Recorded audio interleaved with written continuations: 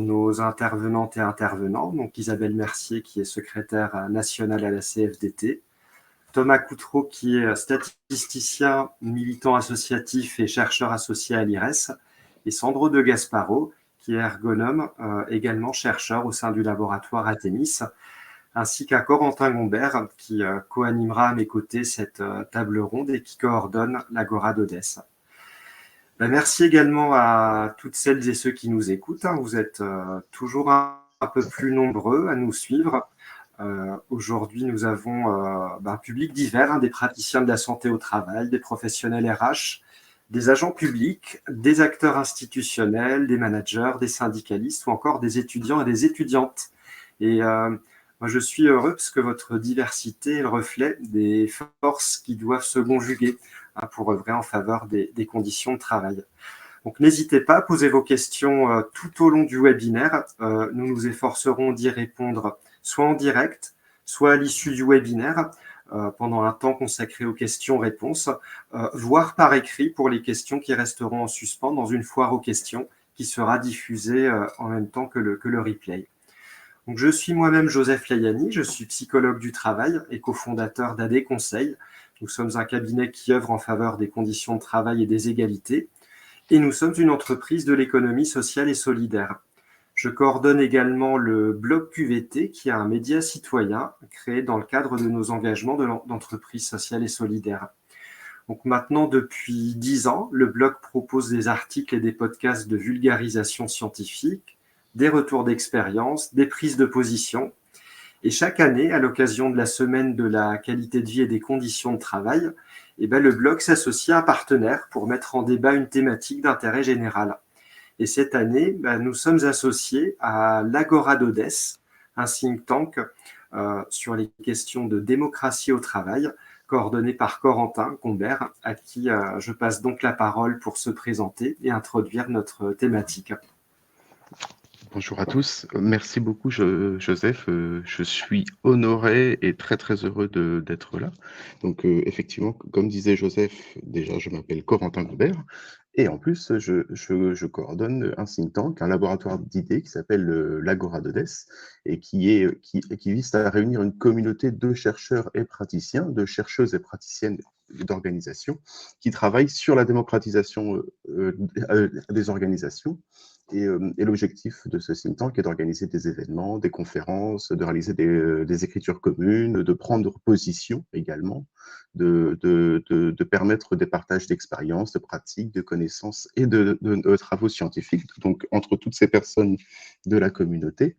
Et tout cela à destination à la fois de l'interne, c'est-à-dire que les organisations, les chercheuses et chercheurs qui font partie de la communauté vont pouvoir bénéficier de l'ensemble des travaux, mais également de l'externe pour à la fois s'adresser au grand public avec une logique de vulgarisation, de donner à voir ce qui se fait des organisations et également de la sphère politique.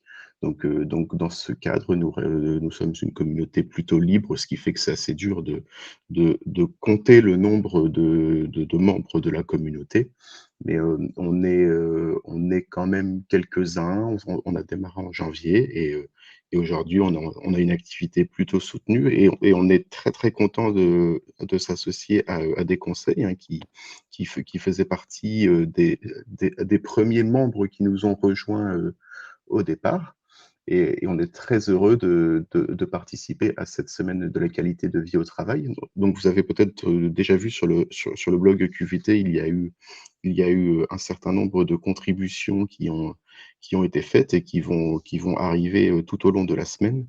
Et aux premières lectures, je trouve que les travaux qui ont été réalisés dans ce cadre sont de grande qualité. Et ce webinaire représente un petit peu un élément central par rapport à tout ça, puisqu'on va se poser la question de toute la semaine. On va en discuter aujourd'hui là sur les 1h30 qui viennent. Et je ne vais pas trop monopoliser la parole parce que je pense que Joseph a tout dit. Donc, je vous propose qu'on ouvre le débat en sachant que, comme disait Joseph, vous pouvez poser vos questions tout au long de la session et nous prendrons le temps d'y répondre soit en cours de route, soit à la fin. Et s'il reste des questions en suspens, on va essayer d'y répondre à l'écrit, mais j'ai aucun doute qu'on va réussir à tout traiter. Donc il n'y aura aucune question en suspens.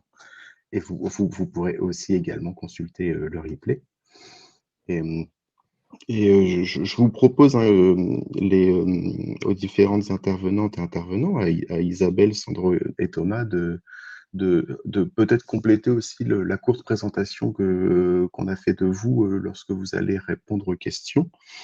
Et je vous propose qu'on rentre directement dans le débat par quelques questions ciblées, hein, hmm, par exemple, hein, si on vous demande, Thomas, on connaît vos différents engagements. Et vous militez notamment à travers vos travaux pour une meilleure prise en compte du travail réel dans le débat public et le débat professionnel. Et on voulait savoir, parce que pour nous, c'est quelque chose qui est au cœur de notre sujet sur les liens entre performance et conditions de travail. Comment est-ce que vous considérez que la, que la prise en compte du travail réel est-ce qu'elle est effective aujourd'hui? Où en est la situation aujourd'hui?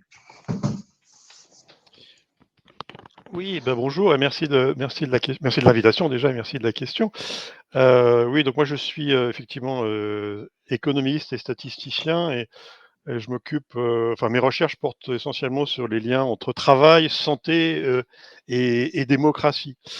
Et à ce titre, évidemment, la question du travail réel est tout à fait centrale. Alors je vais juste rappeler, mais tous les présents à ce séminaire le savent, hein, que les enjeux du travail, les enjeux de la performance, les enjeux de la santé au travail, c'est très largement, euh, s'organise très largement autour de la dualité entre le travail prescrit et le travail réel. Donc le travail prescrit, c'est ce qui est, c'est les consignes, les procédures, les instructions, les objectifs fixés par les organisations afin d'atteindre leur but.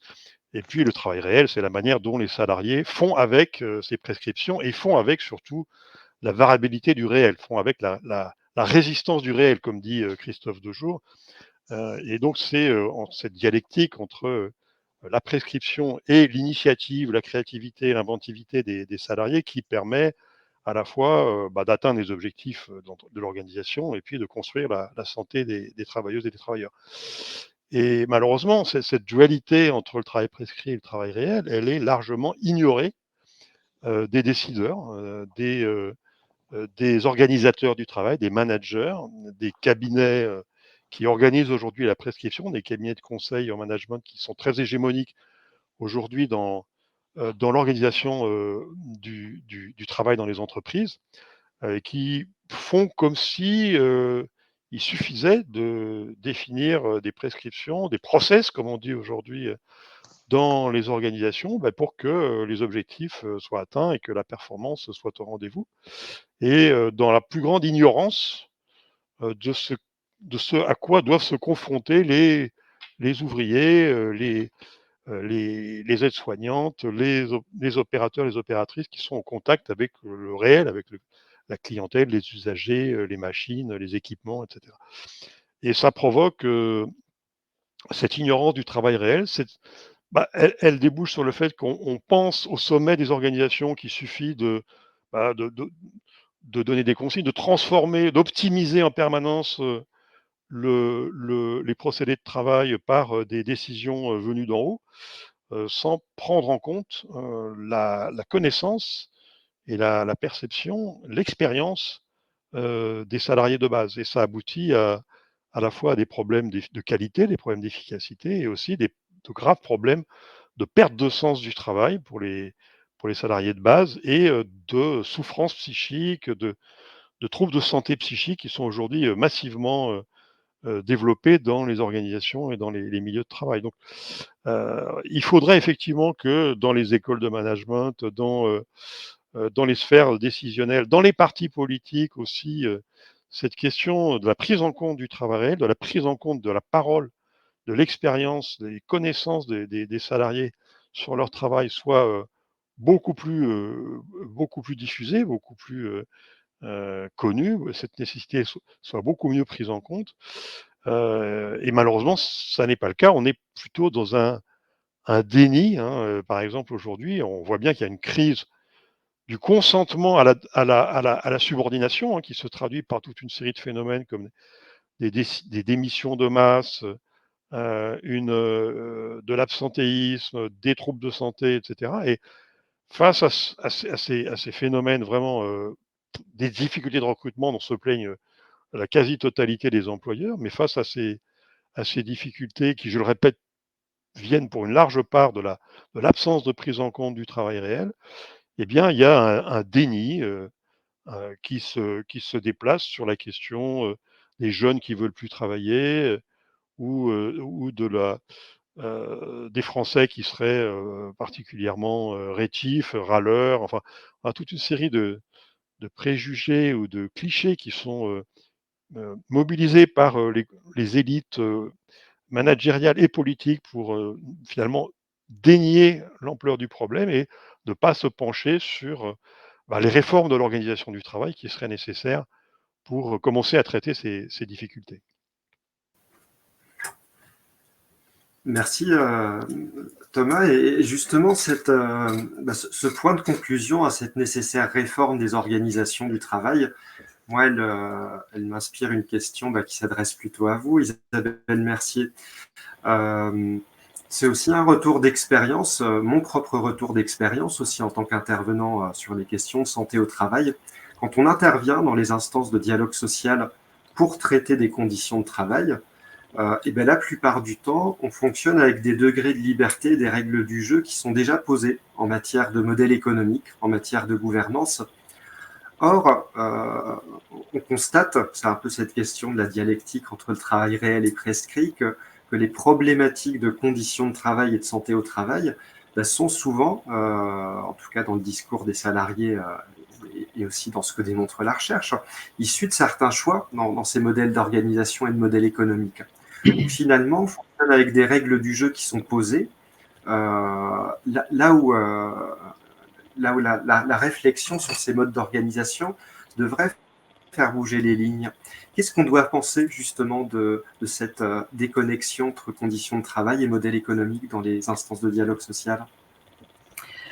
Vaste sujet. D'abord, bonjour à toutes et tous et à tous ceux qui participent. Et je suis très contente de participer à cette table ronde en visio ce matin, parce que d'abord la pluralité de nos regards est sur la question du travail, qui est un enjeu essentiel dans la période, et je vais y revenir, nécessite qu'on s'y attelle et qu'on y travaille justement avec ces regards pluriels.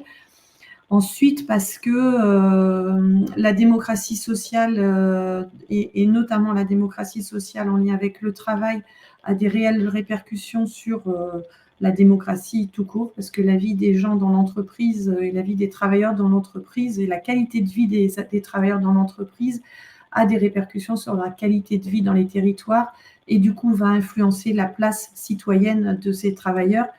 Et je ne peux pas ne pas faire un petit parallèle avec le contexte électoral de la phase où on est quand même sur une campagne législative après la dissolution, un vote RN aux européennes et un risque Rassemblement national important sur ces élections, et qu'à la CFDT, la lutte contre le Rassemblement national et le risque de l'arrivée au pouvoir du Rassemblement national passe pour nous à la fois sur une action réelle sur le travail et sur le travail réel. Et en ce sens, je partage complètement ce que vient de dire Monsieur Coutreau, donc une action sur le travail et la vie et la qualité de vie au travail, et aussi sur les questions de dialogue social dans les entreprises avec cette dimension de partage du pouvoir. Effectivement, bien souvent dans les négociations et dans les entreprises, la question d'agir sur l'organisation du travail, mettre en place des pratiques managériales plus participatives, on se confronte dans les entreprises et dans les administrations, parce que dans le public c'est exactement pareil, à des murs, et la possibilité d'aller sur des dialogues sur ce sujet-là est vraiment quelque chose de difficile. C'est difficile dans les entreprises et on vient de sortir d'une négociation qui a échoué autour du pacte vie au travail, où on était dans une négociation avec les employeurs sur le maintien des seniors dans l'emploi. Pour maintenir les seniors dans l'emploi, il faut agir sur les départs précoces. Et les départs précoces, c'est l'usure physique, c'est l'usure psychologique, c'est le sens au travail, c'est l'intérêt au travail. Et donc, du coup, il fallait, enfin, nous, ce qu'on a beaucoup porté à la CFDT dans cette négociation, c'est justement comment on peut faire de l'organisation du travail un sujet de discussion avec les salariés et avec les organisations syndicales, comment on pouvait agir sur les pratiques managériales et comment on pouvait agir sur l'usure physique. Et on s'est confronté à des employeurs qui n'ont pas voulu ouvrir la porte du dialogue sur le sujet. Alors que on voit bien quand on regarde un tout petit peu en arrière, performance de l'entreprise et dialogue social et place des salariés, le Covid. Le Covid, du jour au lendemain, on ferme les entreprises, on maintient certaines activités avec l'obligation d'organiser le travail autrement pour les gestes et barrières, pour sécuriser, pour maintenir l'activité. Et qu'est-ce qu'on remarque? C'est que les infirmières, les aides-soignantes, les services publics, les enseignants, tout ce petit monde-là, ça s'organise sans qu'il y ait une note hiérarchique qui explique comment le travail doit s'organiser et que les entreprises, elles tournent et qu'il y a de l'autonomie au service de la performance de l'entreprise et qu'on maintient une activité, pas que grâce au quoi qu'il en coûte, mais que l'activité, elle est maintenue grâce aux salariés qui se sont organisés eux-mêmes et qui ont eu une capacité d'adaptation. Et donc, on voit bien que quand on parle du travail réel, justement, quand on parle de ce que nous, on appelle le dialogue professionnel, à savoir favoriser l'expression des salariés, partir justement du travail réel, impliquer les salariés dans les réorganisations, et ben, c'est facteur de sens, c'est facteur d'intérêt, c'est facteur de reconnaissance, et que ça permet aux salariés de se sentir impliqués et du coup d'agir sur la performance de l'entreprise. Et puis, en parallèle, lorsque on met un dialogue social de qualité, on reconnaît la place des organisations syndicales comme étant des capteurs de ce qui se passe dans les entreprises, des porteurs de l'intérêt des salariés, de la parole des salariés, et ben on fait vivre ce qu'on appelle à la CFDT du compromis, de l'intelligence collective, de la coopération, et qu'on arrive à trouver des solutions collectives. Et que à la fois l'entreprise et les salariés sont gagnants-gagnants dans ces dynamiques-là.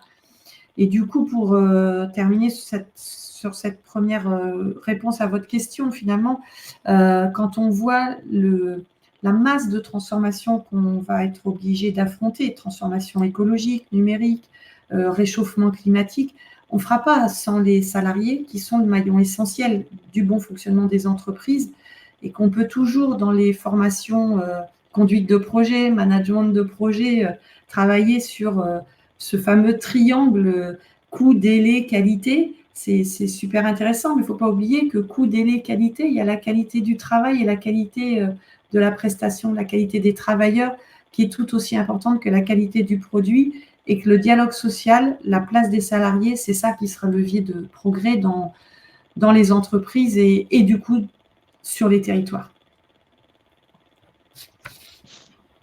Merci beaucoup. Vous évoquez effectivement une transformation nécessaire des liens entre les salariés et leur propre travail, donc d'impliquer davantage justement les salariés dans leur propre travail. Et ça m'amène à une question plutôt dirigée vers Sandro, hein, qui est intervenant chercheur, dont le travail, c'est justement d'accompagner les organisations, les employeurs vers des processus de transition qui amènent vers des modèles économiques plus soutenables et plus démocratiques, qui impliquent davantage les travailleurs, les travailleuses. Et ce processus, justement, questionne la définition même de performance, de valeur dans l'entreprise. Et est-ce que, d'après vous, comment amener les décideurs et décideuses dans l'entreprise à évoluer vers une représentation de leur rôle qui ouvre plus la voie vers d'autres façons de définir la performance et évidemment vers des façons plus collectives de définir et redéfinir la performance en entreprise? Oui, merci Corentin. Bonjour à toutes et à tous. Donc, je vais répondre à partir de notre expérience d'accompagnement d'entreprise dans cette orientation. Peut-être pour poser tout d'abord que cette idée d'une transition économique qui est rendue aujourd'hui particulièrement nécessaire par tous les questions, les défis de l'écologie, ne peut pas s'opérer uniquement sur une base un peu théorique, mais a besoin de passer par une transformation des pratiques très concrètes de pilotage économique des organisations. Et donc, cela nous conduit aussi à nous intéresser au travail de direction. Et en restant fidèle à la question du travail réel, c'est-à-dire de regarder du point de vue du dirigeant, qu'est-ce que ça signifie piloter le modèle économique d'une organisation, qu'est-ce que ça veut dire aussi définir le modèle économique, quelles sont les attentes, quelle est quelque part une forme de prescription aussi de ce qui est attendu du dirigeant, pour ensuite regarder qu'est-ce qui est possible. Et ça, je pense que c'est un peu nouveau pour nous, en tout cas dans le champ de la santé au travail, de la prévention. Ça a été nouveau pour moi qui vient un peu de cette pratique, parce qu'on n'a pas trop l'habitude en fait de dialoguer avec les dirigeants, qui relèvent soit un peu des figures mythiques comme ça, qui tournent dans l'imaginaire social, des grands capitaines, un peu toujours très romancés, qui personnalisent beaucoup en fait des histoires et donc nous mettent un peu à l'écart de ce que signifie réellement piloter une entreprise. Mais ça peut nous amener aussi, et si je me permets de reprendre vos mots, aussi de penser le dirigeant soit en termes d'employeur, et l'employeur, bon, c'est la définition du code du travail, ou alors du décideur, dans la fonction de décision. Mais ces termes, je pense, ne nous aident pas à rencontrer le dirigeant lui-même en tant que sujet d'une activité. Et on s'appuie, alors c'est là où on s'appuie peut-être sur aussi un tissu d'organisation entrepreneuriale un peu différent par rapport à ce qu'évoquaient Isabelle et puis Thomas. C'est une expérience que nous avons depuis une quinzaine d'années d'accompagnement surtout de dirigeants de TPE et de PME. Et ça a été à un moment aussi une réorientation importante dans l'activité de recherche, d'intervention, d'aller chercher aussi des dirigeants qui gardent un rapport sensible au métier, à un projet entrepreneurial, aux salariés, au territoire aussi dans lesquels ils sont inscrits.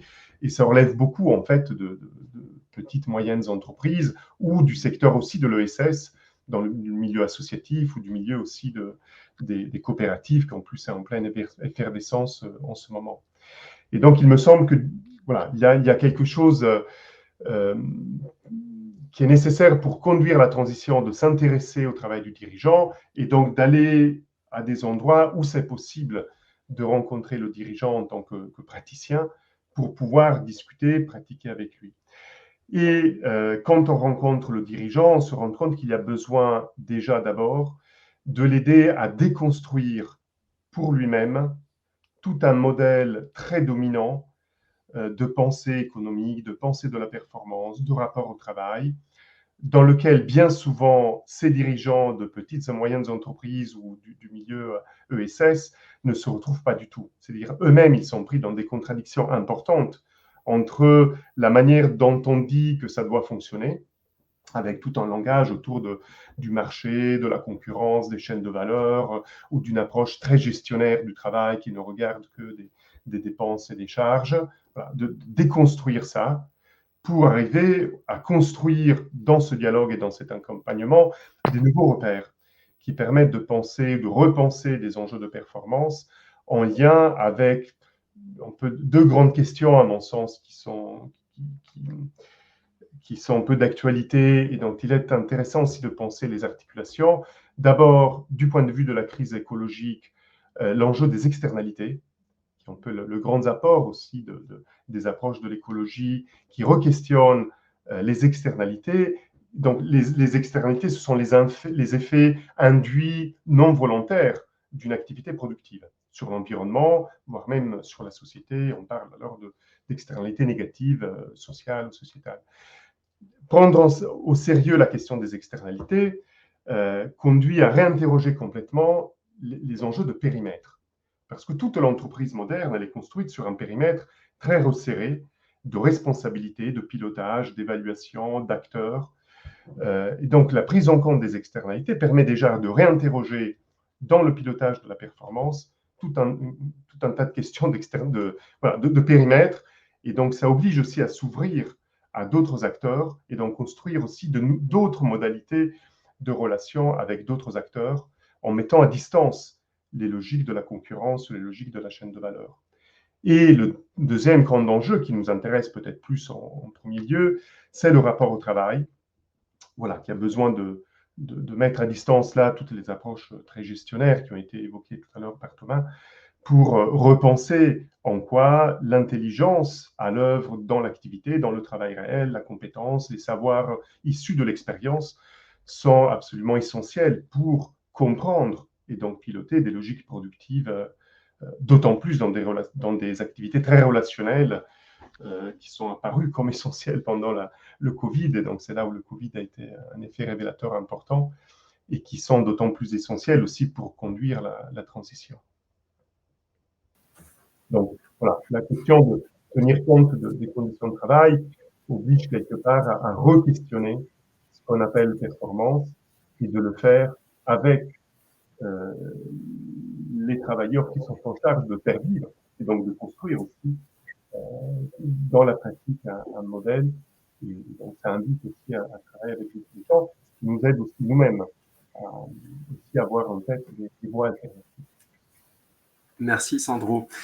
Alors, il y a quelque chose que je retiens, moi, de vos propos, ainsi que Thomas Coutreau, Isabelle Mercier, c'est que justement, la mise en débat de la performance au sein des organisations du travail, ça passe par la possibilité d'organiser un véritable débat citoyen autour de ce qui fait la valeur, autour de la façon dont s'organise le travail et de parler à la gouvernance des organisations.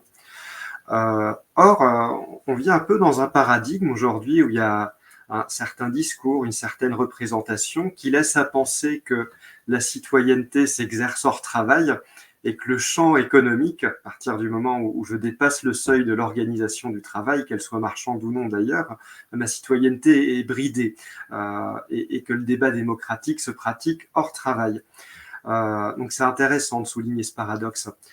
Thomas Coutreau, vous avez récemment d'ailleurs publié une étude qui fait un lien justement qui va à l'encontre de cette représentation et qui établirait du coup un lien de cause à effet, ou en tout cas un lien entre la participation des salariés d'une part dans les organisations du travail et les comportements électoraux d'autre part.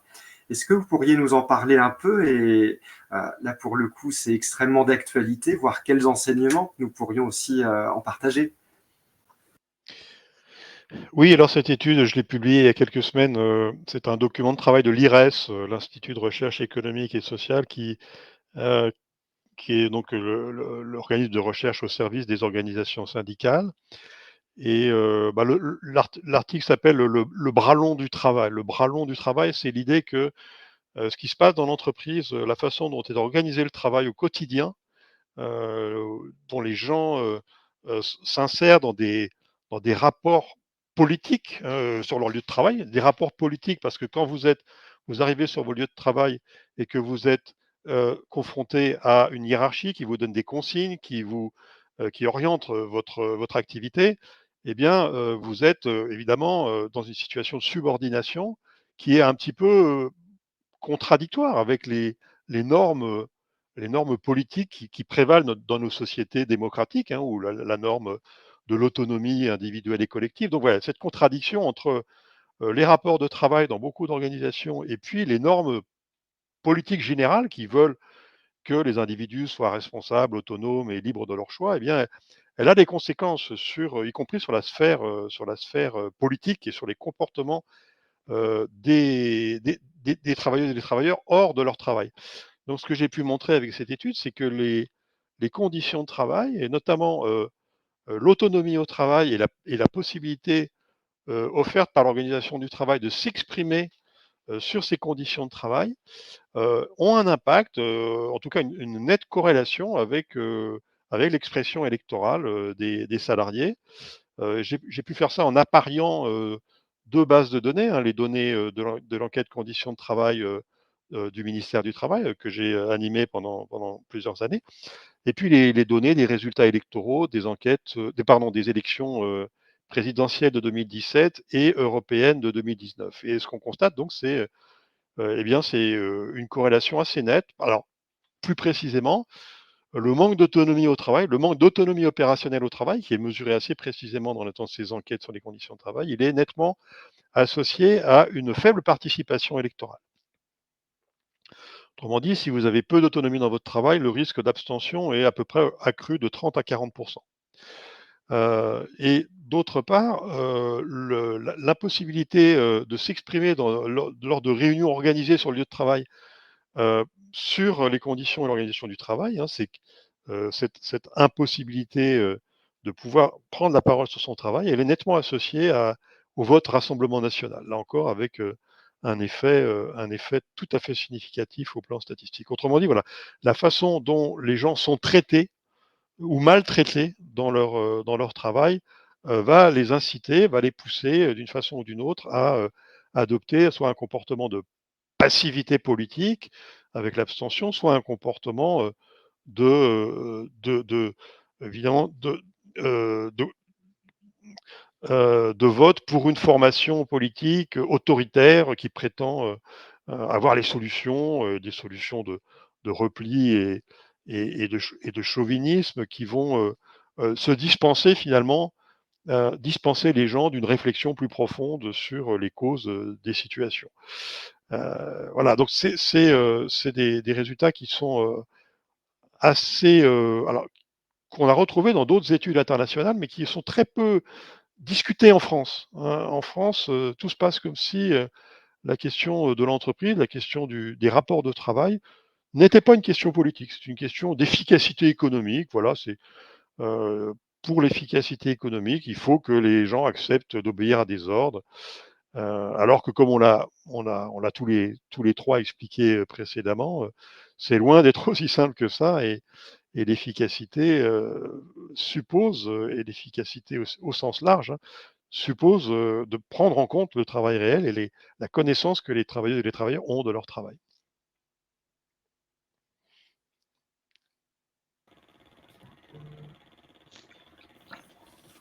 Merci beaucoup. Le temps que je rallume le micro. C'est un sujet qui m'intéresse beaucoup, et je pense qu'on pourrait aussi peut-être nous interroger sur le fait que la montée des extrêmes qu'on vit actuellement serait aussi peut-être explicable par une dégradation de la situation du travail, au moins en partie, hein. Je pense surtout pas en totalité, mais c'est quelque chose qui résonne aussi justement avec ce que disait Sandro à l'instant sur à propos des transitions qui nous arrivent, hein, transition économique, transition écologique, transition sociale, et qui amènent tout un tas d'enjeux qui conduisent à une mesure externe justement de la performance, hein, que la performance d'une entreprise n'est plus forcément pour elle-même, mais elle est aussi une performance externe, une performance sociétale. Et tout ça, c'est quelque chose qui interroge énormément la notion de valeur. Et en fait, aujourd'hui, Isabelle, pour le dialogue social conduit surtout à rediscuter le partage de la valeur et non pas forcément la valeur en elle-même. C'est-à-dire qu'on va rediscuter, il y a une valeur qui est créée dans l'entreprise, et on va rediscuter par le dialogue social de comment est-ce qu'on va partager cette valeur. Le rôle des syndicats étant notamment d'augmenter au fur et à mesure un petit peu plus la part de la valeur qui est captée par les travailleuses et travailleurs. Mais en fait, on discute assez peu sur qu'est-ce que la valeur dans l'entreprise. Et je me demandais comment est-ce que, si on devait, et comment est-ce qu'on pouvait faire évoluer le dialogue sur la notion même de valeur qui aujourd'hui semble devoir être rediscutée. Ouais, on parle peu de la valeur et c'est un sujet compliqué à aborder avec notamment les organisations patronales. Et pourtant, on voit bien les liens et les articulations entre effectivement la vie au travail et la vie sur les territoires. Vie au travail, c'est bien faire son travail, bien vivre de son travail, être reconnu dans sa valeur professionnelle. Et que tout cela, ce qu'on remarque également, c'est que si ça se dégrade, forcément, ça va dégrader la vie dans le territoire et que la valeur de l'entreprise, elle a une répercussion sur l'attractivité des territoires et que les choses, contrairement à ce que on voudrait nous faire croire aujourd'hui, elles sont ni séquencées, ni cloisonnées. En fait, la vie des gens, elle ne s'arrête pas aux portes de l'entreprise. La qualité de vie au travail des salariés, elle est, et je vais venir à votre question, ne vous inquiétez pas, elle est complètement liée à la qualité de vie des territoires. Quand aujourd'hui le pouvoir d'achat des salariés fait que, et le coût du logement, ils sont obligés d'aller travailler à 1 heure de leur lieu d'habitation, eh ben, ils passent 1 heure dans les transports, 1 heure dans des bouchons, 1 heure dans le métro pour les Parisiens, et ils arrivent au travail fatigués et ils arrivent chez eux agacés. Et donc, on voit bien que l'aménagement territorial et l'aménagement de l'espace de vie de l'entreprise sont complètement liés. Valeur de l'entreprise, on a aussi un monde de l'entreprise qui a complètement évolué. On était, il y a encore quelques années, avec des grosses entreprises. Aujourd'hui, on voit bien que ça s'est coupé avec de la sous-traitance, de l'intérim, des prestataires, de la délocalisation, et que du coup, le schéma de l'entreprise d'hier, grosse entreprise qui fait l'alpha et l'oméga sur son territoire, aujourd'hui, on n'en est pas du tout là. Et du coup, pour nous, à la CFDT, la question de la valeur, qui est là aussi dans la prise en compte telle elle est prise et par les pouvoirs publics, politiques, et par les employeurs, c'est la valeur financière, la valeur du capital. Mais les salariés, ils prennent aussi des risques quand ils sont dans l'entreprise. Ils prennent le risque, ils investissent dans leurs compétences, ils développent des compétences, ils ont des capacités d'adaptation, ils s'impliquent dans l'évolution de l'entreprise. Et du coup, la valeur du salarié, la valeur du travailleur, elle est tout aussi importante et tout aussi prise de risque pour le travailleur que celui de l'actionnaire qui va investir dans le capital de l'entreprise. Du coup, on a vraiment là une obligation de regarder ces deux valeurs. Une entreprise sans salariés impliqués, c'est une entreprise qui peut pas fonctionner. Une entreprise sans salariés en phase avec ses propres valeurs. Enfin, aujourd'hui, on est sur les transitions écologiques. Moi, j'ai beaucoup travaillé avec les salariés des chantiers de l'Atlantique qui construisent les gros bateaux, etc. Pour un certain nombre de salariés, il y a un besoin de se mettre en adéquation avec la transition écologique et ce que je fais dans mon entreprise, et est-ce que mon entreprise n'est pas polluante. Donc, on voit bien qu'il y a une dimension beaucoup plus large que uniquement la valeur capitale, telle que la richesse produite uniquement financière.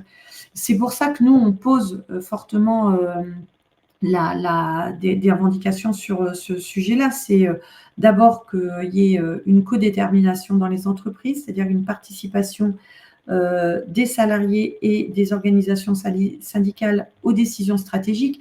Moi, j'ai été frappée au moment du Covid et après le Covid sur la pénurie de médicaments, sur la pénurie de masques, sur les pénuries de composants pour la filière automobile, qui a fait qu'on a fermé qu'on a mis en chômage partiel des gens, parce qu'on était trop liés à des entreprises extra-européennes et que du coup, on avait un problème d'approvisionnement. Ce qui m'a frappé, c'est qu'il y a 10 ans, quand ces entreprises ont choisi de délocaliser, nous, nos équipes, elles ont, dans le cadre des comités d'entreprise, porter cette question de dire attention, si on se démunit de notre base de production, on va se mettre en danger, on va se mettre en difficulté. Ça n'a pas été écouté par les employeurs et on a vu 10 ans après, c'était la découverte qu'on manquait de masques et qu'on manquait de composants. Eh bien, à un moment donné, il faut quand le salarié se retrouve en chômage partiel parce qu'il n'y a plus de composants dans l'automobile, c'est lui qui se retrouve en risque et en difficulté.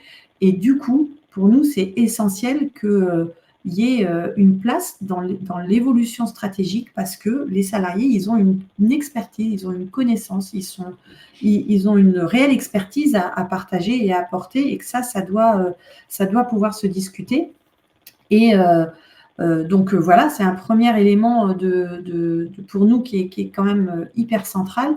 Et le deuxième élément qui est central, c'est que l'entreprise doit aujourd'hui se questionner sur son sens et retrouver sa finalité, qui est un lieu de création à la fois collective et d'innovation, d'un projet partagé, et que ça, c'est pas uniquement porté par le chef d'entreprise et ses actionnaires, c'est vraiment quelque chose qui doit se partager avec les salariés, à la mode de ce que Thomas évoqué tout à l'heure, dans un dialogue ou dans des dialogues avec à la fois les salariés et à la fois les organisations syndicales. Et pour terminer là-dessus, moi je suis très...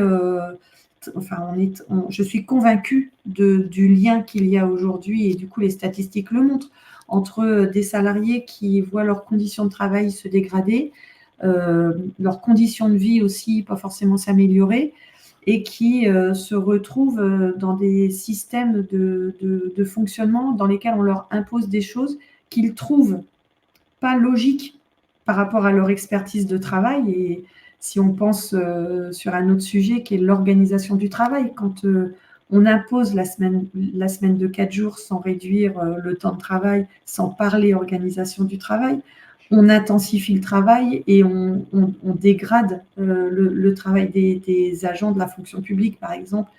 Et ben quand on pousse à l'extrême ces fonctionnements-là, de façon complètement logique, on arrive à avoir des salariés qui rendent coupables tous les pouvoirs publics, qui rendent coupables les employeurs, et du coup qui vont en défiance et qui vont aller vers des extrêmes qui leur promettent du rêve, sans tenir compte du tout de la réalité, du risque, en tout cas de ce que peut produire ces extrêmes, du risque que peuvent produire les extrêmes.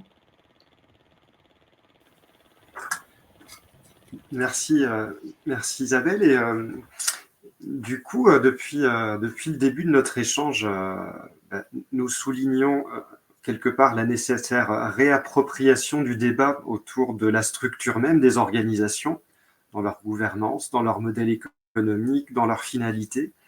Là-dessus, j'aimerais bien qu'on parle d'une autre partie prenante. Cette partie prenante, c'est le large corps des intervenants et des intervenantes sur les questions de santé au travail, qui jouent un rôle d'animation et de médiation, qui soient d'ailleurs intervenants pour des structures privées ou qui fassent partie de structures institutionnelles. Je pense à toutes les personnes qui travaillent dans les services de santé au travail, aux agences de l'État comme l'ANACT, aux organismes comme l'INRS. Pour ces intervenants et ces intervenantes dans leur diversité, là aussi, j'ai l'impression qu'on a intégré cet interdit, ce degré de liberté ultime, qui est le modèle économique et la structure de gouvernance de l'organisation. Comme si on intériorisait une forme d'assujettissement aux choix stratégiques et qu'on devait se débrouiller, fonctionner avec ça. Sandro de Gasparo, j'aimerais bien avoir votre avis là-dessus, et puis surtout peut-être partager quelques perspectives pour là aussi, nous-mêmes, en tant qu'intervenants et intervenantes en santé au travail, participer à ce travail de réappropriation de degré de liberté. Oui, peut-être pour répondre, on pourrait repartir, moi-même étant ergonome, et l'ergonomie portant, en fait, depuis le début, cette idée de chercher à penser l'articulation toujours en tension entre les questions de santé, les questions d'efficacité, on disait à une époque, aujourd'hui on parle plutôt de performance. J'ai l'impression en fait que dans le champ plus large de ce qu'on peut appeler la clinique du travail, cet ensemble de sciences humaines et sociales qui s'intéressent au travail à partir du travail réel, du travail vivant, je trouve que dans ce champ, on s'est davantage intéressé à la question de la santé qu'à la question de la performance. Et que depuis des dizaines d'années, en fait, grâce à un dialogue permanent avec des médecins du travail, avec des psychologues, des psychiatres, de la psychopathologie du travail, à travers voilà, la question de la santé a beaucoup évolué. Même les modèles théoriques, les pratiques, les approches aussi méthodologiques d'intervention, prévention sur les questions de la santé. Voilà, il y a toute une histoire très importante. Alors que j'ai l'impression qu'il n'y a pas la même histoire, pas la même évolution du côté de l'objet performance, qui a toujours été considéré, comme l'écrivait déjà il y a quelques années François Hubaut, comme un élément de contexte.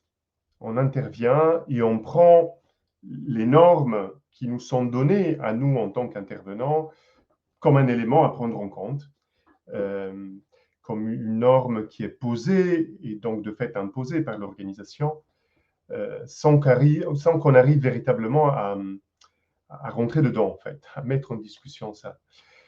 Et donc, il me semble, et depuis quelques années, ça c'est aussi un peu ce que j'essaye de faire avancer, je pense que ça devient un enjeu d'intervention dans le champ de l'ergonomie, plus largement de la santé au travail, de nous donner les moyens et la capacité de rentrer dans la boîte noire de la performance, et au sens pas de la norme telle qu'elle est posée, mais bien dans la boîte noire, dans les conditions de fabrication d'un certain modèle de performance, dans les modalités de sa construction, dans les formes de pensée aussi qui la façonnent, dans sa définition, pour discuter aussi de la pertinence de ce qui est posé par une entreprise au regard du travail réel, au regard de l'expérience des personnes, aujourd'hui aussi au regard de tous ces enjeux d'externalité écologique, environnementale et sociale.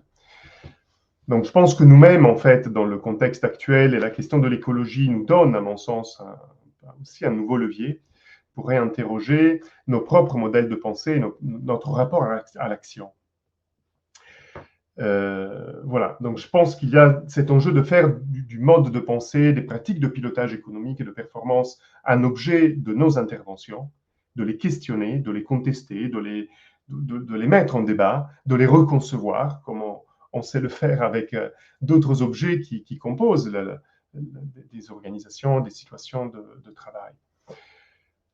Parce que, à travers la question du modèle économique, c'est bien aussi l'horizon social et sociétal du travail qui se joue. Et je pense que là, il y a deux questions, du coup, un peu conceptuelles aussi dans la fabrication de nos disciplines qui se posent. D'abord, ça nous oblige, nous, professionnels de l'analyse du travail et de l'intervention, à revisiter le modèle du travail prescrit. Parce qu'on est très attentif à défendre le travail réel et c'est tout à fait juste. Mais la question qui se pose aujourd'hui, et donc aussi une interrogation sur le modèle économique, ça nous conduit aussi à mettre à distance cette corrélation qui nous vient de l'héritage industriel entre la prescription qui est renvoyée à la tâche, corrélée à une organisation taylorienne qui effectivement ne sait pas quoi faire de la démocratie, du dialogue et du débat. C'est très fermé en fait, il n'y a pas de rationalité propre dans l'organisation scientifique du travail au dialogue sur le travail réel et sur l'expérience, et corrélé aussi à un modèle de développement de type industriel, productiviste, voilà, qui aujourd'hui arrive un peu à bout de souffle. Donc je pense que nous-mêmes, on a besoin de voir comment ça se joue au cœur même de notre objet, de l'écart prescrit réel, la question aussi d'une certaine conception d'un modèle de développement, d'un modèle économique, qui est aussi un modèle sociétal, qui a été aussi pendant longtemps l'horizon du travail, l'horizon aussi de la subordination, et donc, pour faire un clin d'œil à ce que disait Thomas, à ce qui était aussi l'horizon du consentement au regard de la subordination à une tâche, c'est qu'il y avait un horizon de développement avec des contreparties. Bon, c'est un peu toute l'histoire. Bon, aujourd'hui, ça c'est en crise, donc ça nous demande de nous aussi à repenser en fait un nouvel horizon du travail, et c'est bien la question de la prescription. Et ça nous renvoie à une deuxième question, qui est notre modèle d'intervention, nos pratiques d'intervention. Parce qu'on a été un peu habitué par rapport à cet héritage aussi à intervenir à l'échelle d'une organisation, dans une entreprise, en essayant de faire bouger des choses à l'intérieur d'une entreprise. Or, quand on pense les questions de modèle économique, de modèle de performance et donc d'horizon aussi à donner au travail des personnes pour que ça porte plus de sens dans une vision aussi renouvelée de la valeur. Et c'est tout à fait juste ce que disait Isabelle. Du coup, ça interroge aussi nos pratiques d'intervention. Et pour faire un peu bref, on pourrait y revenir, mais de plus en plus aujourd'hui, en tout cas dans les milieux comme ça, dans lesquels je discute, la question du territoire émerge comme un nouvel espace d'intervention et d'action. Et j'insiste sur la question, le rapport à l'action.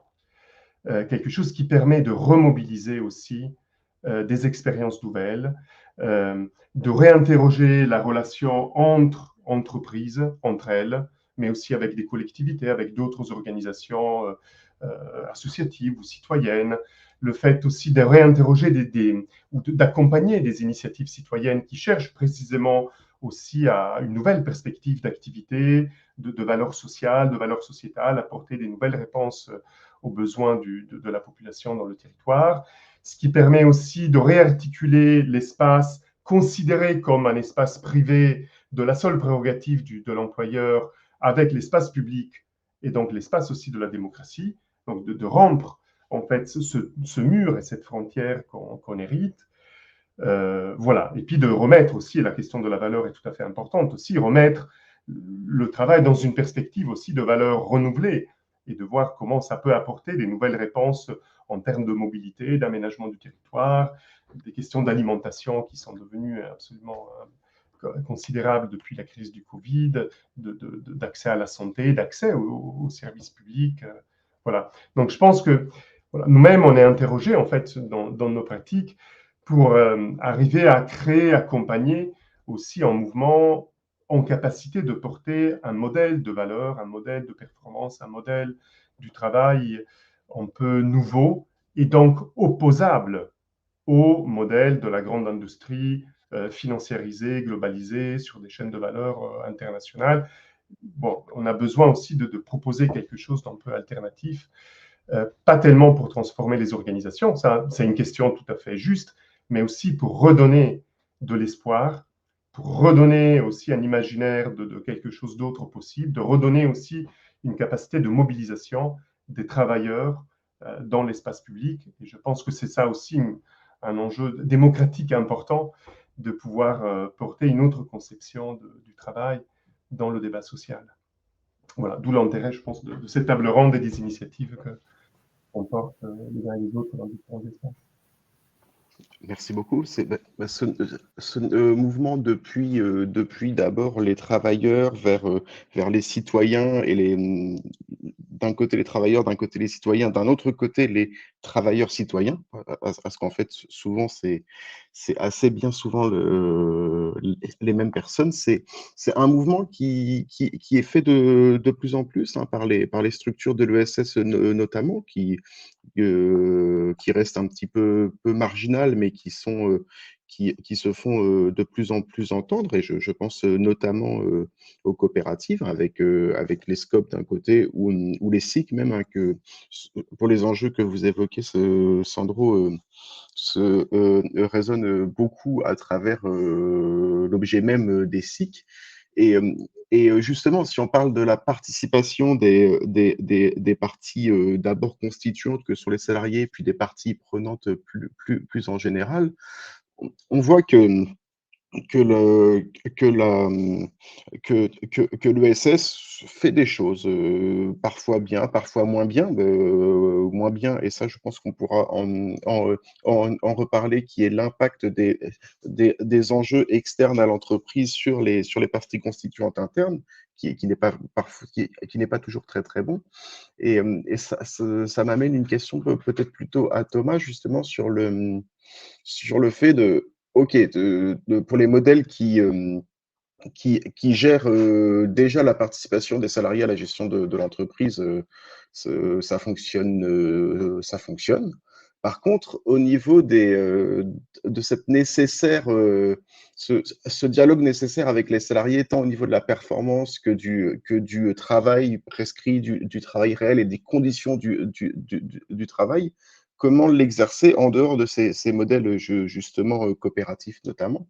Et est-ce que c'est là qu'est le rôle des syndicats aujourd'hui, ou est-ce est-ce qu'il y a d'autres moyens de faire? Je voulais avoir votre point de vue là-dessus. Je ne sais pas si je suis très clair.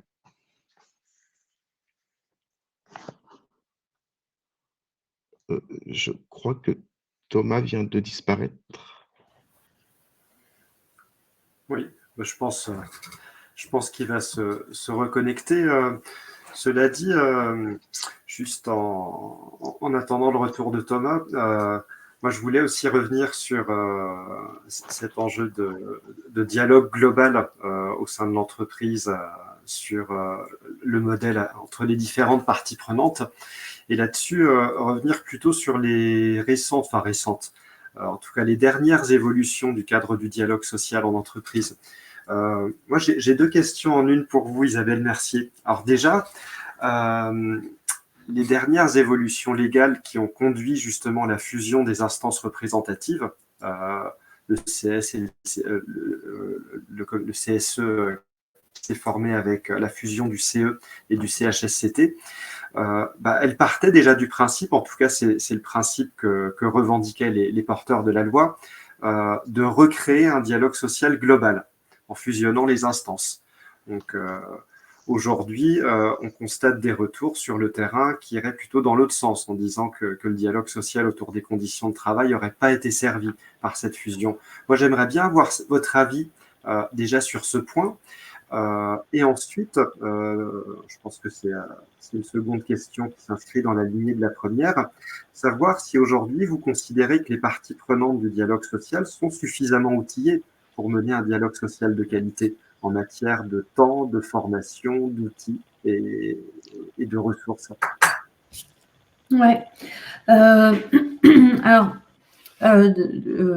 l'évolution des instances représentatives du personnel, le côté positif qu'elles auraient pu avoir, c'était de mêler l'économique et les questions autour du travail, santé, sécurité, conditions de travail, en faisant une instance dans laquelle on croise à la fois les enjeux économiques et les enjeux santé, sécurité au travail. Ce qu'on constate, et là on vient de rendre public, il y a quelques mois, une étude aussi faite par l'IRES sur les conséquences sur la santé au travail de ces ordonnances, c'est que le parent pauvre, en fait, c'est bien les questions de santé au travail et de conditions de travail, pour plusieurs raisons. D'abord parce que, en termes de moyens, on a des élus qui ont moins de moyens, qui sont plus spécialisés, que les commissions santé-sécurité au travail se sont éloignées du lieu du travail réel, en fait, en étant centralisées, en étant avec peu de liens et de ramifications là, dans les services, dans les ateliers, en proximité. Également, quand il y a un CSE, la partie SSCT est toujours oubliée, arrive en queue de discussion et donc du coup moins bien traitée.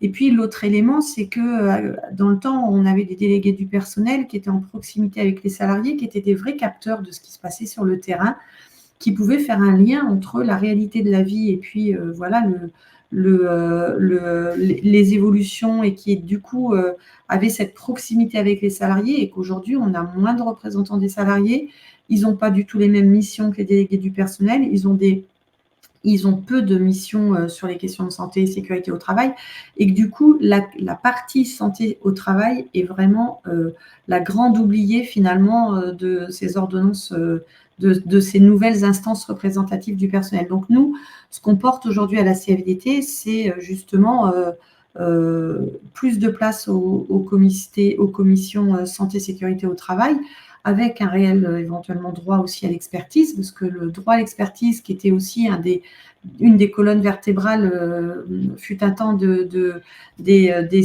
CHSCT. Aujourd'hui, on n'a pas les mêmes droits au recours. C'est des représentants de proximité qui sont obligatoires avec du temps et avec des missions spécifiques santé au travail. Et puis, dans ce qu'on a pu porter, notamment dans la négociation Pacte Vie au travail, c'est que dans les CSE, on ait ce lien avec répercussions des organisations du travail sur la santé et la sécurité des gens. Donc du coup, c'est vraiment, ça provoque une vraie dégradation avec une absence d'échange et de discussion. L'autre élément qui nous semble être problématique, pas complètement lié évidemment à l'évolution des instances, c'est la question des moyens des services de santé au travail et la question des moyens des DRETS et des inspecteurs du travail qui, du coup, ne viennent pas n'assistent plus au CSE, ne sont, alors que les services de santé au travail devraient être un peu les cœurs de la prévention, de la mise en œuvre de la réparation. Bah, aujourd'hui, on voit bien qu'il y a un manque de moyens réels pour agir sur la prévention des risques professionnels. Du coup, voilà, donc ça c'est au niveau de l'entreprise et on voit bien qu'au niveau interprofessionnel, territorial et national, bah, la négociation, elle est compliquée dans les branches, elle est compliquée dans les territoires, parce que dès lors qu'on aborde les enjeux de pénibilité, d'organisation du travail, on a des patrons qui ferment la porte à double tour. Et donc, on est obligé d'essayer de mettre des coins en parallèle, quoi.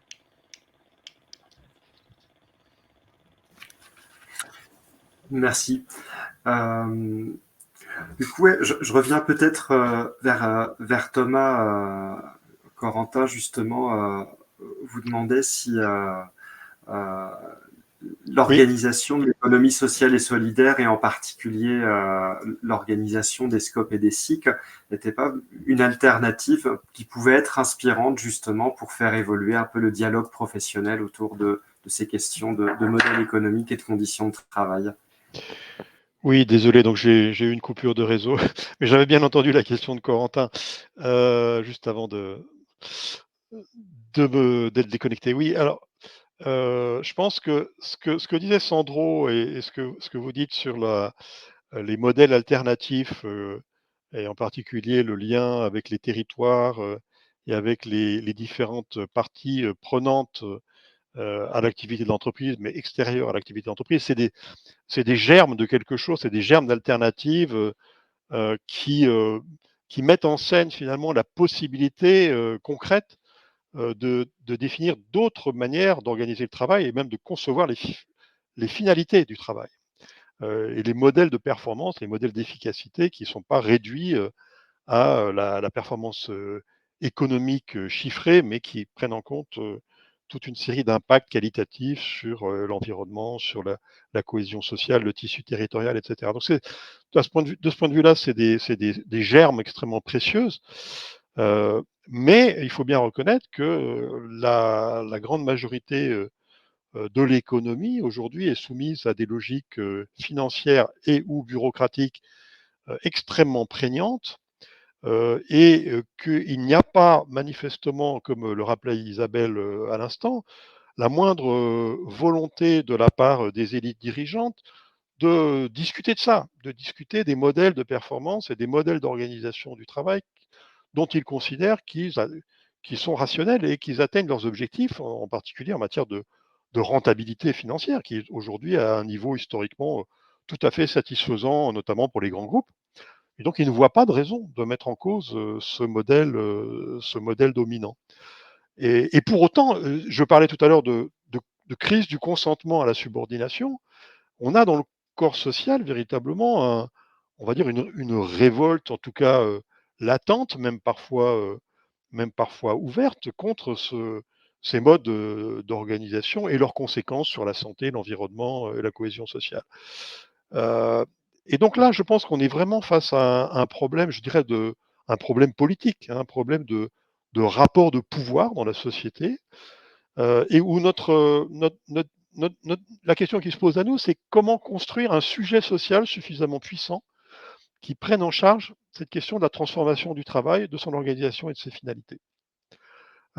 Sujet social de la transformation du travail, c'est une expression que j'emprunte à Bruno Trentin, hein, qui a posé ces questions depuis longtemps à partir de sa vision du syndicalisme et de l'expérience italienne de la transformation du travail dans les années 70, hein, une expérience extrêmement riche sur laquelle d'ailleurs on gagnerait à se repencher. Et cette question, donc évidemment, le syndicalisme, dans la construction de ce sujet social de la transformation du travail, le syndicalisme a un rôle central à jouer. en prenant en charge cette aspiration des salariés à travailler autrement. Et qui suppose, alors il faut assumer le caractère conflictuel de cette discussion. C'est-à-dire, nous avons en face de nous des employeurs et des dirigeants qui sont massivement et de façon. Alors, il y a quelques dissidents à l'intérieur du patronat, mais enfin, ils sont très très minoritaires, qui ne sont pas du tout résolus à à mettre en débat ces questions, hein, pour qui ces questions sont leur prérogative exclusive, qui n'est pas de l'ordre de la négociation sociale ou encore moins du débat politique. Et face à cela, il faut bien reconnaître qu'on est dans un rapport antagonique, un rapport qui nécessite une transformation du rapport de force sociale. Et je pense que la construction de cet acteur social de la transformation du travail, elle passe par des prises d'initiative du mouvement syndical, notamment avec alors ce que disait Isabelle sur le fait de se rapprocher considérablement pour les élus, pour les délégués syndicaux, se rapprocher des questions du travail réel, se rapprocher du terrain, se rapprocher des aspirations concrètes des salariés, les mettre en forme, les collectiviser à l'intérieur des collectifs de travail, parce que souvent ces aspirations sont isolées, sont atomisées, les salariés n'ont pas de lieu, d'espace et de temps pour discuter de ces questions-là. Donc je pense qu'il appartient aux organisations syndicales de construire cette voie collective des salariés sur leur travail, d'en faire un levier pour la reconstruction d'un rapport de force sociale, et puis de chercher des alliances aussi à l'extérieur de l'entreprise, hein, notamment auprès des riverains, auprès des collectivités locales et auprès des associations qui portent des exigences en matière notamment de préservation de l'environnement, parce que là, on a quand même deux logiques finalement assez antagoniques du travail, hein. La logique du travail comme finalement une ressource dans la guerre économique, ou bien la logique du travail comme la production du vivre et la production du vivre ensemble. Et ces deux logiques sont antagoniques, hein, et je pense qu'il faut le considérer comme ça, considérer on est face finalement à une lutte sociale, à une lutte de classe, hein, pour utiliser des termes qui peuvent paraître un peu désuets, mais qui, à mon avis, n'ont pas perdu de leur pertinence. Et voilà, la question, c'est celle des stratégies et des alliances sociales qui permettraient de reconstruire un rapport de force sociale et une possibilité de transformation du travail à partir, et c'est là le point clé, hein, à partir des aspirations des travailleuses et des travailleurs à travailler autrement. Merci beaucoup. Sandro, effectivement, moi, ça m'amène enfin, c'est que Thomas explique justement cette confrontation de logique, hein, une logique purement marchande et financière qui considère le travail comme une ressource, et une logique plus sociale et sociétale, disons, qui considère le travail comme une production de vivre ensemble, et que le problème vient du rapport de pouvoir, du rapport de force, qui est que le pouvoir est entre les mains aujourd'hui plutôt de la logique financière. Et ce qu'on disait au départ, hein, qui est, je pense, quelque chose à la fois qui résonne dans les travaux de Thomas, mais quelque chose qu'on a forcément tous en tête, hein, qui est que le travail peut servir positivement la démocratie, d'être plus démocratique au travail permettra d'être mieux démocratique en société.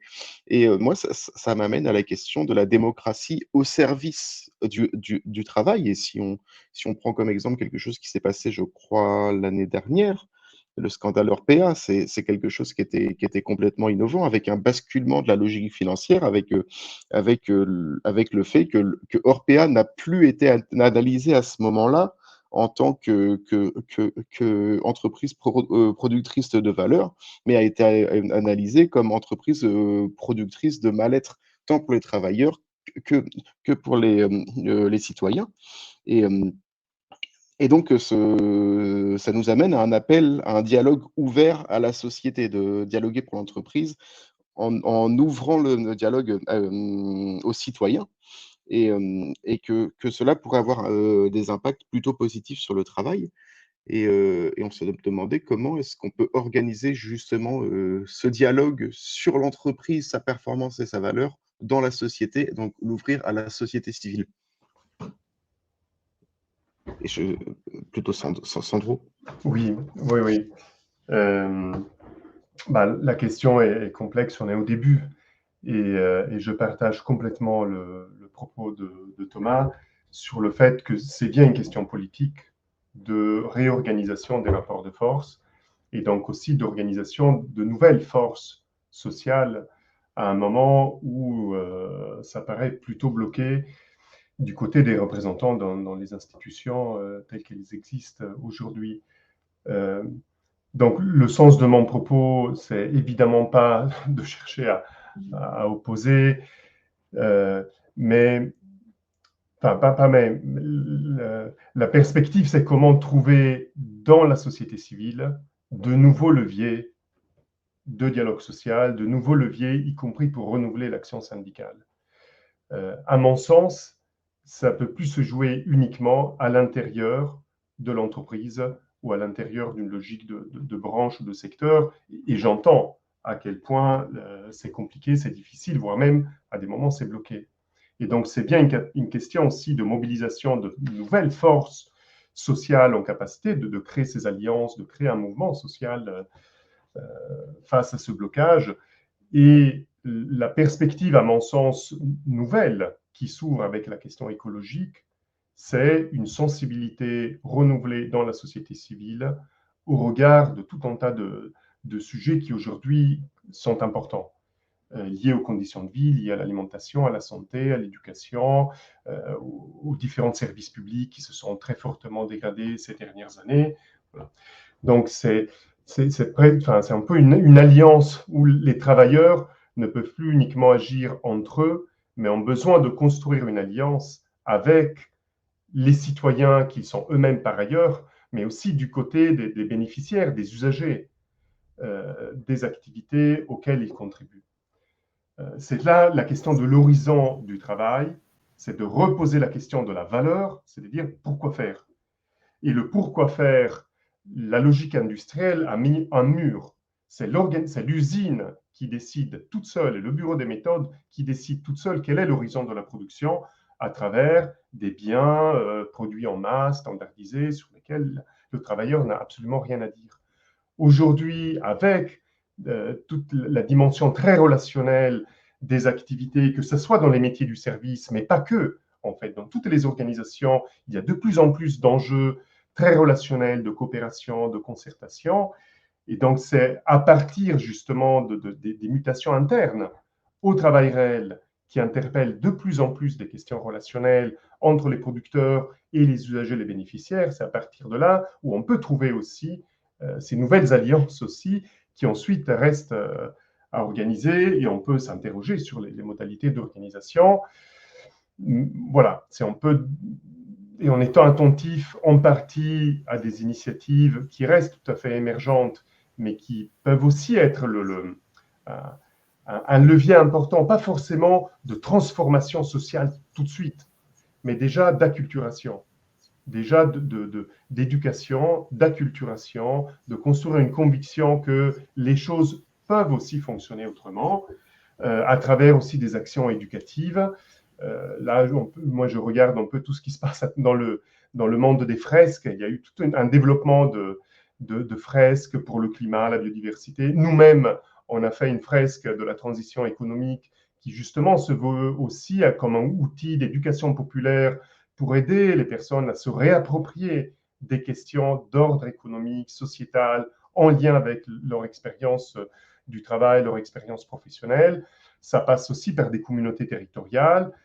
Et nous, on anime une toute petite communauté avec des associations, donc pratiquement chaque région, avec des communautés territoriales d'acteurs, de dirigeants, de chercheurs, d'acteurs OSS, d'élus, de collectivités qui cherchent aussi ensemble à retrouver une capacité de dialogue. Et avant même la transformation, il faut déjà construire une capacité à s'entendre, une capacité de dialogue, une culture partagée, une culture commune, c'est-à-dire construire les conditions de cette nouvelle alliance pour que progressivement, et dans des temporalités qui sont très difficilement anticipables, surtout avec les événements qui nous viennent aussi de la conjoncture externe. Voilà, mais que progressivement, il y a aussi des nouvelles capacités à porter des initiatives, à créer des nouvelles activités, des nouvelles formes aussi d'entrepreneuriat, que ce soit sous forme ESS, statutairement ou pas forcément, et les statuts n'est pas forcément un verrou, voilà, mais quelque chose qui émerge, un nouveau mouvement capable de porter une nouvelle orientation pour le travail, l'expérience des personnes, en articulant les enjeux des travailleurs et les aspirations des travailleurs, mais aussi avec les aspirations citoyennes et des consommateurs, des usagers, qui sont aujourd'hui aussi fortement interpellés, avec une sensibilité qui n'existait pas il y a plusieurs années. Et juste, je termine, mais en écho au cas européen, personnellement, depuis 25 ans, je suis en lien avec le milieu de l'industrie de la viande. J'ai commencé il y a 25 ans mes toutes premières enquêtes de psychodynamique du travail dans des abattoirs sur les conditions de travail. Tant qu'on y allait uniquement du point de vue de la santé au travail, il ne s'est rien passé pendant 30 ou 40 ans de dispositifs nationaux portés par l'INRS, l'ANACT, la MSA, tous les grands dispositifs pour les TMS, pour améliorer les conditions de travail. Dans l'industrie de la viande, il y a eu très peu de mouvements d'innovation, toujours la même question. Les choses ont commencé à changer à partir du moment où il y a eu une interpellation sociétale portée par l'association L214, avec des méthodes par ailleurs contestables sur le fond des petites vidéos, avec aussi toute une stigmatisation des ouvriers considérés eux-mêmes fautifs. Bon, mais si on laisse de côté la méthode de L214, quand même, l'effet que ça a créé, c'est une interpellation sociétale et qui a eu peut-être 100 fois plus d'effet que 40 ans de recherche d'intervention sur l'amélioration des conditions de travail dans les abattoirs. Pour moi, ça, c'est un enseignement un peu dans ma trajectoire, parce que j'ai jamais vu autant de changements en peu de temps à partir du moment où il y a quelque chose qui interpelle aussi du point de vue des citoyens, des consommateurs, et qui a induit aussi des transformations importantes dans le modèle productif, dans les organisations, voilà, avec beaucoup d'inertie du secteur, avec plein de problèmes qui restent, mais malgré tout, c'est là où voilà, ça nous indique aussi qu'il y a dans la conjoncture écologique et des questions que ça pose aussi des nouveaux leviers pour renouveler aussi des approches en faveur. En tout cas, oui. Merci Sandro. Puis l'exemple souligne très bien justement le fait que la clé d'entrée économique est le véritable levier. Alors, juste avant de conclure et de répondre éventuellement à quelques questions, moi j'ai une dernière question à vous poser à tous les trois pour y répondre alternativement en quelques minutes, une question de conclusion. Et j'ai choisi de l'illustrer, c'était pas prévu, mais je suis tombé sur un article publié dans Le Monde aujourd'hui qui est intitulé « L'impitoyable chasse au cou » de Carlos Tavares chez Stellantis. Alors, j'ai extrait une citation de Monsieur Tavares qui dit que la seule protection qui existe, c'est la performance. C'est ce que je l'explique sans cesse à mes syndicats. J'apprécie l'emploi du possessif. Se demander s'il y a une limite à nos réductions de coûts, c'est comme se demander s'il y a des limites à nos cerveaux. J'assume pleinement cette démarche. Alors là, l'objectif n'est pas de stigmatiser M. Tavares, il fait ce qu'on attend de lui. Je trouve simplement que cette citation illustre bien cette représentation collective de l'assujettissement de tous les mécanismes dans les organisations du travail à la logique financière. Et du coup, ma dernière question est la suivante. Comment tout simplement inverser cette tendance? Je vous laisse peut-être commencer, Isabelle Mercier. Ok, ouais, d'accord, merci. J'ai envie de dire par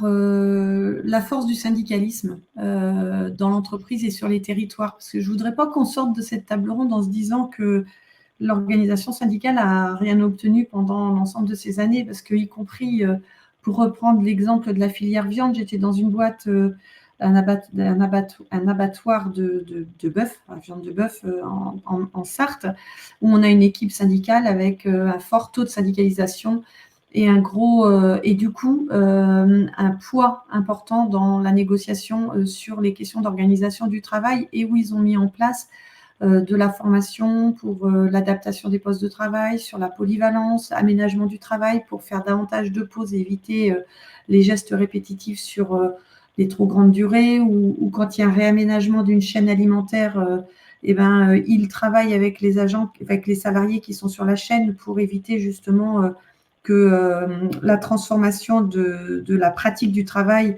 provoque de nouvelles problématiques physiques, et on voit bien en plus, au-delà de cet exemple-là, que là où il y a des organisations syndicales, il y a quand même davantage de choses qui sont respectées et qu'il y a du progrès social dans les entreprises, justement parce que l'organisation syndicale, par son expertise, et sa connaissance du terrain, et à la CFDT, on est très attaché à cette connaissance du terrain, elle est le caillou dans la chaussure quand même des employeurs qui ne voient que par l'économique et que par la question de la performance, sans toujours même regarder, et puis il ne faut pas généraliser non plus, ils ne sont pas tous à mettre dans le même sac, mais sans toujours regarder les conséquences des stratégies économiques, y compris sur les territoires. Et du coup, pour moi, l'un des leviers d'action, c'est la place du syndicalisme, et c'est l'augmentation de l'adhésion à un syndicat dans les entreprises et à la présence du syndicalisme dans l'entreprise, parce que, notamment, ces dernières années, on a beaucoup individualisé le travail, avec les horaires variables, avec les primes au mérite, voilà, on a un certain nombre d'individualisation du travail, et que la vertu du syndicalisme, c'est de mettre un peu de collectif dans tout ça, d'intérêt général, et de construire du rapport de force. Et que du coup, on a là, et de travail, le syndicalisme qui travaille aussi avec des experts du monde économique, du monde du travail, de la santé et de la sécurité des conditions de travail. On est d'ailleurs investi à l'ANACT, on est plus qu'investi d'ailleurs, on est dans les partenaires de l'ANACT, mais on travaille aussi avec des cabinets d'expertise. Et que l'action syndicale, c'est éviter ce morcellement justement, et c'est remettre un sens général là où on voudrait nous séquencer ou nous mettre dans des frontières.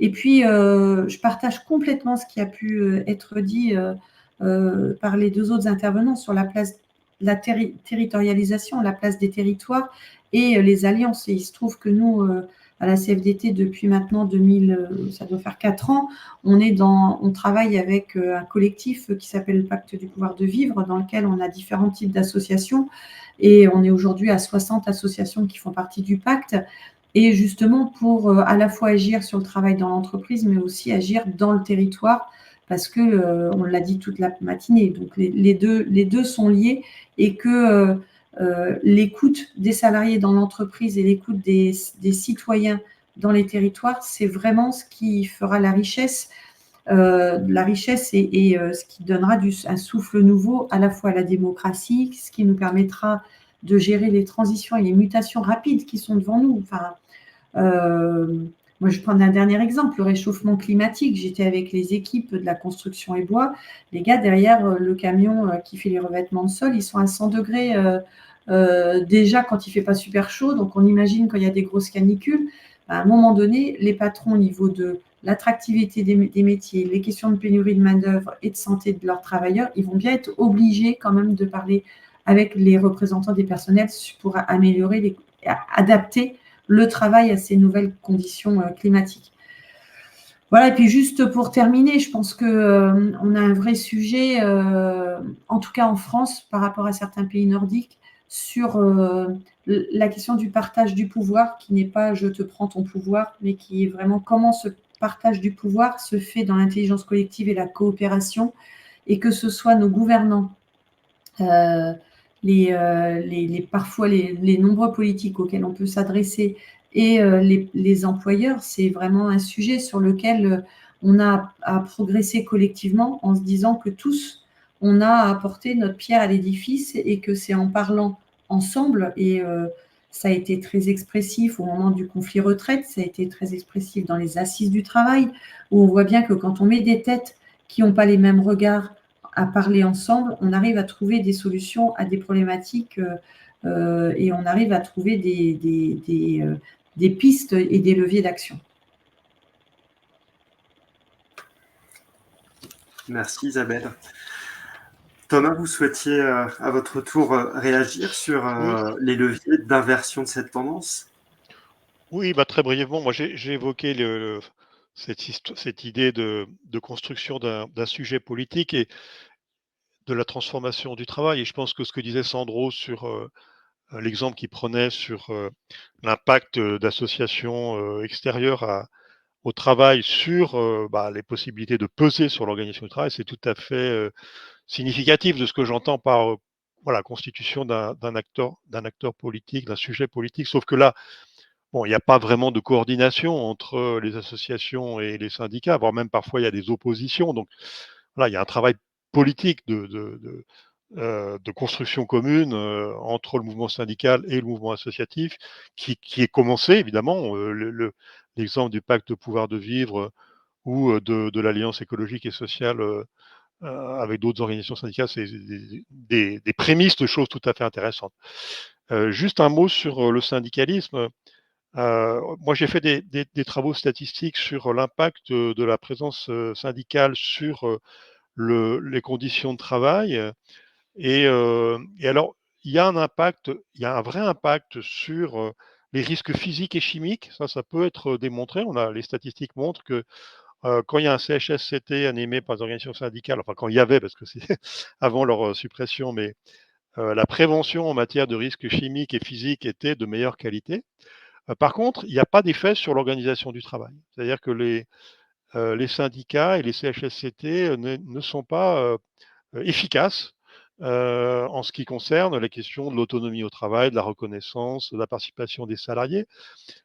Par exemple, il n'y a pas plus de participation des salariés au changement, de consultation des salariés sur les changements organisationnels en présence de syndicats qu'en leur absence. Vous voyez, donc ça veut dire, à mon sens, que voilà, il y a une compétence qui a été construite historiquement sur les conditions de travail au sens strict, enfin au sens, disons, physique et chimique, mais il y a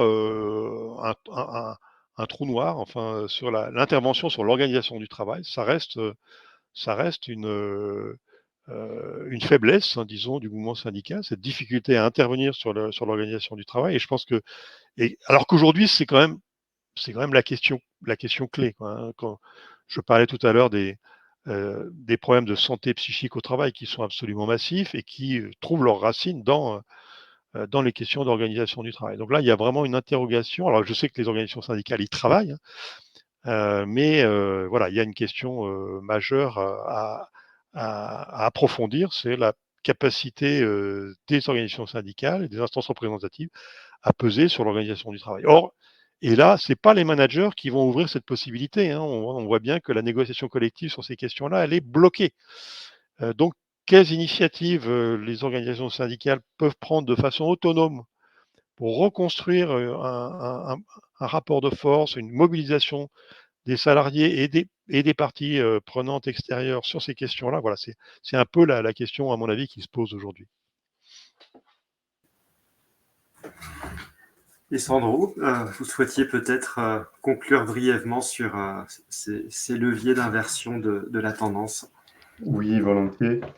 En reconnaissant, peut-être je me suis laissé un peu trop emporter tout à l'heure et en étant trop caricatural, mais voilà, on peut tout à fait continuer le débat. Peut-être comme ça un petit clin d'œil même à la question, quand vous évoquez le cas de Tavares et son rapport à la performance, vous rajoutez comme ça un peu l'air de rien, c'est ce qu'on attend de lui. J'ai envie de pointer ça. Comment, c'est qui le on? Qu'est-ce qui fait que nous, entre nous, ici, on énonce ça?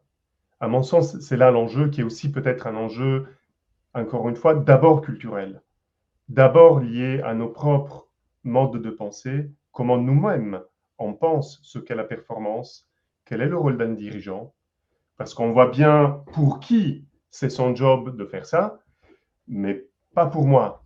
Et on pourrait aussi décider ici, pas pour nous. Et donc, c'est peut-être ça la question aussi de constituer une nouvelle force sociale, c'est aussi d'arriver à constituer ce nous un peu collectif, capable de se réapproprier le fait que non, c'est pas ça que la société attend de lui, et une société suffisamment organisée et forte pour pouvoir porter ce point de vue, c'est pas ce qu'on attend de lui. Parce que ça fait trop de dégâts, parce qu'on pourrait faire autre chose, on pourrait mobiliser les ressources financières humaines d'une grosse boîte comme ça pour faire autre chose, pour voilà, réduire tous les dégâts et répondre davantage aux grands défis aussi de la transition, de l'évolution des modes de production, de consommation. Donc c'est peut-être ce nous collectif capable de dire non, c'est pas ça qu'on attend de lui, et c'est peut-être ça l'enjeu démocratique, de remettre aussi dans l'espace public en débat l'horizon du travail du point de vue économique, social et sociétal. Et à mon sens, c'est là où les deux pieds, c'est comment il y a un pied à l'intérieur des organisations, évidemment qu'il y a besoin aussi de continuer à garder cette force au sein des organisations, au sein des secteurs, dans la force syndicale historique, qui a un rôle essentiel, mais peut-être aujourd'hui avec un deuxième coup de pied, un autre point d'appui, plutôt du côté de la société civile, du débat public, et donc aussi plus véritablement de la démocratie citoyenne, pour porter ces questions du côté aussi du débat public, créer l'acculturation nécessaire, créer du mouvement social nécessaire, voilà, pour construire aussi une capacité à dire non, c'est pas ça qu'on veut, c'est autre chose, et on a aussi d'autres idées de comment le travail peut être mobilisé dans un sens qui peut être beaucoup plus constructeur pour la santé et le lien social, et aussi beaucoup plus producteur aussi des faits utiles, de valeur au regard des enjeux de la société d'aujourd'hui. Merci. Merci beaucoup. On est désolé, on est arrivé au bout du temps imparti. J'ai vu que vous avez répondu quand même à quelques questions qui ont été posées au fil de l'eau, donc comme quoi les premières questions amenaient d'autres questions auxquelles on a répondu. Il reste quelques questions en suspens. Et je vous propose, comme il est déjà 12h30, et pour éviter de déborder pour vous et pour tous ceux qui nous écoutent, qu'on y réponde peut-être à l'écrit. Si ça vous va, on vous transmettra les questions. Et donc, je vous propose qu'on conclue ce webinaire. Merci beaucoup à toutes les intervenantes et intervenants. Merci Isabelle, merci Thomas, merci Sandro. Et merci également à toutes les personnes qui ont pris le temps de nous écouter ou alors qui nous écouteront en replay. Donc, pour rappel, il y aura un replay disponible pour ce temps. Et on vous informera aussi des suites données à la SQVT. Je vous conseille d'aller voir sur le blog QVT ce qui va arriver au fur et à mesure de la semaine, et on va partager dessus à la fois le replay, les quelques questions qui ont été posées et les réponses aux questions. Merci beaucoup. Oui, un grand merci Isabelle, Thomas et Sandro. Moi, simplement, en synthèse, j'ai envie de dire que ces quelques échanges qui furent brefs montrent à quel point c'est important de réinvestir un rôle citoyen au sein des organisations du travail, quelle que soit notre place, syndicaliste, simple salarié, intervenant en santé au travail, encadrant, dirigeant. Et ces échanges rappellent que les organisations du travail, contrairement à ce qu'on nous donne à penser, sont un lieu éminemment politique, pas au sens partisan, mais au sens citoyen. Et simplement pour conclure aussi, en parlant de citoyenneté, c'est bien de rappeler qu'on est à quelques jours d'une échéance électorale majeure, et de rappeler aussi que l'extrême droite, vu qu'on a parlé de démocratisation, de participation, d'égalité, de dialogue social, a systématiquement déconstruit ces droits en faveur des égalités, des conditions de travail, de la protection des minorités vulnérables, et que c'est bien de rappeler que toutes celles et ceux qui s'engagent en faveur des conditions de travail doivent s'engager contre l'extrême droite C'est aussi un enjeu fort qui n'était pas prévu quand ce webinaire a été programmé, mais qui s'impose à nous. Donc, c'est utile de le rappeler. Un très grand merci, Isabelle, Thomas et Sandro. Et j'espère à bientôt à l'occasion d'autres échéances. Merci à toutes et à tous. Bonne journée. Merci Merci beaucoup. à À vous. bientôt.